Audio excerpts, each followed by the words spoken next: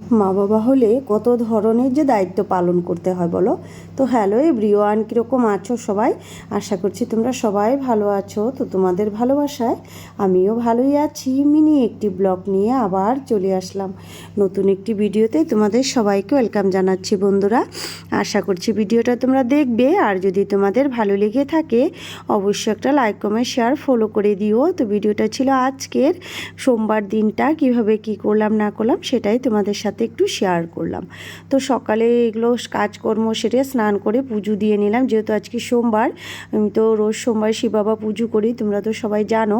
তো ওই সকালে স্নান টান করে তারপরে চলে গেলাম ঠাকুর ঘরে, গিয়ে সব কিছু রেডি করে নিলাম, বেলপাতা ফুল দুব্বো যা লাগবে পুজোর জন্য, শিব বাবা পুজো করবো। তো তারপরে সব জোগাড় করে পুজোটা করে নিলাম। পুজো করে তারপরে উপরে এসে চাটা খেয়ে নিলাম। চা খেয়ে এই যে রেডি হয়ে গেছি, এখন যাব একটু ছেলের স্কুলে।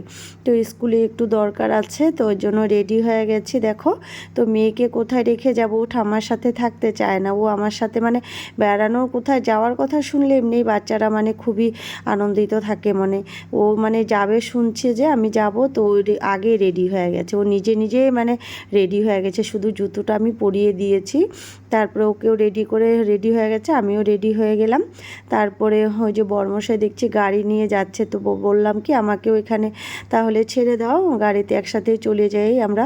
তারপরে এই যে গাড়ি করে চলে আসলাম। আর এই ফ্লাইওভারটা আমাদের এখানে নতুন হয়েছে, দেখো অনেক সুন্দর। সেদিন ওপেনিং হলো, আমাদের আসামের মুখ্যমন্ত্রী ডক্টর হিমন্ত বিশ্ব শর্মা এসে এটা ওপেন করে দিয়ে গেল।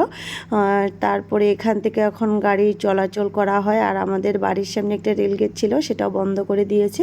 এখন এখান দিয়ে যাওয়া আসা করা হয় আর কি। আর এত সুন্দর হয়েছে ফ্লাইওভারটা, কি বলবো, ভীষণ সুন্দর। তারপরে এই যে দেখো চলে আসলাম স্কুলে, বর্মশাই আমাকে নামিয়ে দিয়ে তো চলে গেছে মিলে। তারপরে আমি এই যে স্কুলের ভিতরে আসলাম, এসে এখানে একটু প্রিন্সিপালের সাথে কথা বললাম।